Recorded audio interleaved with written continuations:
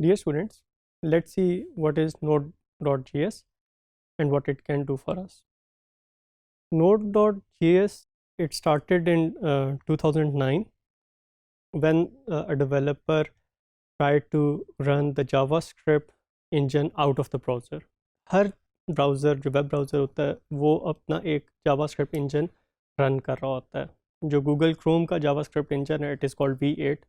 तो 2009 में एक डेवलपर ने क्या किया कि इस इंजन को आउटसाइड द ब्राउज़र रन किया। अब जब उसे ब्राउज़र से बाहर रन किया गया तो अब आप जावास्क्रिप्ट को रन कर सकते हैं इंडिपेंडेंटली विदाउट द ब्राउज़र, और फिर आप उसको बिल्कुल उस तरीके से यूज़ कर सकते हैं जिस तरह कोई भी एक प्रोग्रामिंग लैंग्वेज जिस तरह PHP है या ASP.NET के अंदर आप C# को यूज़ कर रहे हैं, तो उसके तरीके उस तरह से जो है वो जावास्क्रिप्ट को यूज़ किया जा सकता है यूजिंग Node.js। मेनली Node.js तो वेब डेवलपमेंट के लिए यूज़ होती है, लेकिन इसको डेस्कटॉप एप्लीकेशंस के लिए भी यूज़ किया जाता है। जिस तरह जो बहुत पॉपुलर आजकल डेवलपमेंट के लिए जनरल एक IDE या VL Studio Code, it is basically developed in Node.js। जो मेन डिफरेंस है Node.js का और बाकी प्रोग्रामिंग लैंग्वेजेस का, वो इसका नॉन ब्लॉकिंग IO है। दैट मीन्स के आपके पास जो बाकी लैंग्वेजेस हैं उसके अंदर एक स्टेटमेंट जब एग्जीक्यूट हो रही होती है तो वो एग्जीक्यूशन जब तक वो स्टेटमेंट कंप्लीट नहीं हो जाती, एग्जीक्यूशन नेक्स्ट स्टेटमेंट पे मूव नहीं करती। लेकिन Node.js में इस तरह नहीं होता। अगर हम लोग इसके बेनिफिट्स को देखें तो जिन बड़ी कंपनीज़ ने अपने इंफ्रास्ट्रक्चर को शिफ्ट किया from different web server technologies to Node.js, they had huge improvements in performance. जिस तरह LinkedIn के अंदर ये रिपोर्टेड है कि जब उन्होंने Ruby on Rails से जो एक MVC फ्रेमवर्क है Ruby को यूज़ करता है, उससे जब उन्होंने Node.js पे स्विच किया तो दे obtained faster times up to 20 times faster responses। और फिर जो सर्वर्स थे पहले वो 30 सर्वर्स मेंटेन कर रहे थे, Node.js पे स्विच करने से उनका लोड जो है वो 3 सर्वर्स ने जो है वो लोड जो है वो बेयर कर लिया। इसी तरह पेपैल जो एक पेमेंट की हमारे पास सर्विस है, उनका जावा के ऊपर सिस्टम चल रहा था। जावा से उन्होंने जब Node.js पे स्विच किया तो the transition was not very difficult. उसके अंदर लाइन ऑफ कोड्स कम था, दैट मीन्स थोड़ा कोड करना पड़ा। नंबर ऑफ़ फाइल्स कम थी, जो जावा के अंदर आपकी काफ़ी ज़्यादा डेवलपमेंट की फ़ाइल्स बन रही होती है, इस केस में वो कम थी। परफॉर्मेंस जो है वो ऑलमोस्ट डबल हो गई with less number of processors, और फिर जो रिस्पॉन्स टाइम है वो भी इम्प्रूव हो गया। तो Node.js को अगर देखा जाए तो ये आपको ह्यूज परफॉर्मेंस गेन्स प्रोवाइड करता है as compare to other server side technologies. अगर हम लोग Node.js को देखें तो ये बेसिकली एक पुश बेस्ड वेब एप्लीकेशंस के लिए यूज़ होता है। पुश बेस्ड वेब एप्लीकेशंस क्या हैं कि आपके पास लेट से एक यूज़र है, वो एक मैसेज भेजता है सर्वर को, राइट, और फिर वो सर्वर जो है उस मैसेज को प्रोसेस करता है, और फिर जिस को यूज़र को उस मैसेज की ज़रूरत होती है या उसको सेंड करना होता है, उसको वो मैसेज जो है वो सेंड कर दिया जाता है। So this is push based web application development.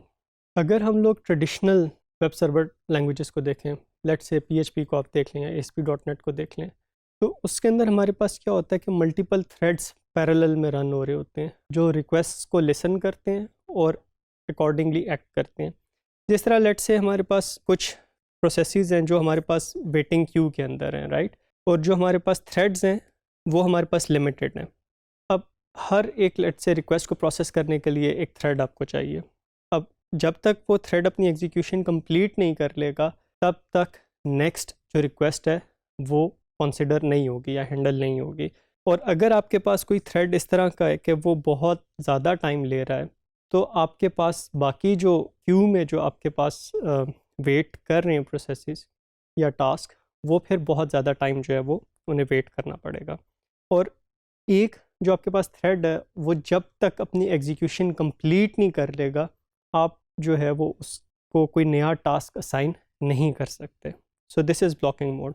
और थ्रेड की वजह से ये हो जाता है कि पैरेलल में काम हो रहा होता है, लेकिन एक थ्रेड में जितना भी काम है वो स्टेप बाय स्टेप होगा। एक काम कंप्लीट होगा, फिर दूसरा काम शुरू होगा, फिर वो कंप्लीट होगा, फिर तीसरा काम जो है वो शुरू होगा। अगर प्रोग्रामिंग के पर्सपेक्टिव में देखें तो जब तक एक स्टेटमेंट कंप्लीट नहीं हो जाएगी तब तक जो कंट्रोल है वो नेक्स्ट स्टेटमेंट पे मूव नहीं करेगा। इसके मुकाबले में अगर हम लोग Node.js को देखें तो ये बेसिकली एक सिंगल थ्रेडेड एप्लीकेशन है। अब हमारे जहन में नेचुरली आएगा अगर सिंगल थ्रेडेड है तो इसकी परफॉर्मेंस बेहतर कैसे हो सकती है। जो Node.js है ये इस तरह काम करता है कि इसके अंदर एक लूप का कॉन्सेप्ट है जिसे इवेंट लूप कहते हैं। If you think of the same scenario कि आपके पास थ्रेड जो है वो आपके पास सर्विस प्रोवाइड कर रहा है and there are many request, तो ये आपके पास एक काइंड ऑफ एक लूप सी बन जाएगी, ठीक है। और ये जो थ्रेड है ये रिक्वेस्ट को लिसन करता जाएगा और लिसन करके ये उसी वक्त उस पर एक्ट नहीं करेगा। लिसन करके वो ये देख लेगा कि अच्छा ये काम जब कंप्लीट होगा तो क्या एक्शन परफॉर्म करना है, practically using a call back function. जैसे ही वो काम कंप्लीट होगा, एक्शन कंप्लीट होगा, कॉल बैक फंक्शन कॉल हो जाएगा। तो इसकी वजह से हमारे पास ऑल दो थ्रेड तो एक ही है, लेकिन ये है कि क्योंकि नॉन ब्लॉकिंग वे में एग्जीक्यूट हो रहा है, जब तक एक काम कंप्लीट हो जाता है अब आपने उसका वेट नहीं करना कि ये कंप्लीट होगा तो मैंने अगले टास्क पे जाना है। बस आप कॉन्टीन्यूली लिसन करते जा रहे हैं और साथ आप एक कॉल बैक फंक्शन यूज़ कर रहे हैं कि जब वो काम कंप्लीट हो जाएगा तो फिर इस फंक्शन को कॉल करना जो एक्शन को कंप्लीट करेगा। और वो जो कॉल बैक फंक्शंस हैं ऑफ कोर्स वो जो है डिफरेंट थ्रेड्स ले सकते हैं अपनी एग्जीक्यूशन कंप्लीट करने के लिए। Node.js के अंदर बहुत से पैकेजेस अवेलेबल हैं, बहुत से फ्रेमवर्क्स यूटिलिटीज़ अवेलेबल हैं। Node.js को इटसेल्फ इंस्टॉल करने के लिए और इसके अंदर पैकेजेस को इंस्टॉल करने के लिए हमारे पास एक पैकेज मैनेजर है npm, it stands for node package manager. इसके अंदर इसके थ्रू आप ना सिर्फ Node.js के प्रोजेक्ट्स में लाइब्रेरीज इंस्टॉल कर सकते हैं, जावास्क्रिप्ट की लाइब्रेरीज इंस्टॉल कर सकते हैं, बल्कि दूसरे प्रोजेक्ट्स के अंदर भी आप npm को यूज़ कर सकते हैं। इसी तरह Node.js के साथ आप ज़रूरी नहीं है कि npm को यूज़ करें, आप दूसरे पैकेज मैनेजर्स भी यूज़ कर सकते हैं। जिस तरह एक पॉपुलर पैकेज मैनेजर जो है वो yarn है, YARN। Node.js का जो पैकेज मैनेजर है npm, इसको आप कैसे यूज़ करते हैं, जब आप एक प्रोजेक्ट बनाएंगे तो उसके अंदर packages.json की एक फ़ाइल आप बनाएंगे और उसके अंदर मेंशन कर देंगे कि आपके प्रोजेक्ट को रन करने के लिए कौन कौन से पैकेजेस चाहिए। उसके बाद आप उस प्रोजेक्ट डायरेक्टरी के अंदर npm इंस्टॉल लिखेंगे तो packages.json में जितने भी आपने पैकेजेस और उनके वेरिएंट स्पेसिफाई किए हैं वो ऑटोमेटिकली इंस्टॉल हो जाएंगे।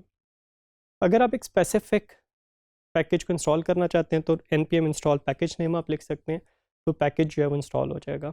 लेकिन इतना आपने ध्यान में रखना है कि जो पैकेजेस इंस्टॉल होंगे ये लोकल प्रोजेक्ट के लिए होंगे, जिस डायरेक्टरी में आप इसे एग्जीक्यूट कर रहे हैं उस प्रोजेक्ट के लिए इंस्टॉल होंगे। अगर आप ये चाहते हैं कि सिस्टम वाइड ये पैकेजेस अवेलेबल हो तो फिर आपको इसके साथ ग्लोबल की ऑप्शन जो है वो यूज़ करनी पड़ेगी। अगर आप एक पैकेज का एक स्पेसिफिक वर्जन इंस्टॉल करना चाहते हैं तो ऐड के बाद आप वर्जन लिख सकते हैं, ऐड के बाद आप लेटेस्ट भी लिख सकते हैं, स्पेसिफिक वर्जन जैसे 2.0.1 अगर आप किसी पैकेज का यूज़ करना चाहते हैं तो वो आप स्पेसिफाई कर सकते हैं। npm अपडेट से ये होता है कि उस प्रोजेक्ट के अंदर, करंट प्रोजेक्ट के अंदर जितने भी पैकेजेस होते हैं वो अपडेट हो जाते हैं अगर आपने उन्हें फिक्स नहीं किया हुआ किसी एक स्पेसिफिक वर्जन पे। और फिर npm लिस्ट से you can see all the libraries, JavaScript libraries that are used by your project, और उसके साथ में आपको वर्जन्स भी नज़र आ जाएंगे।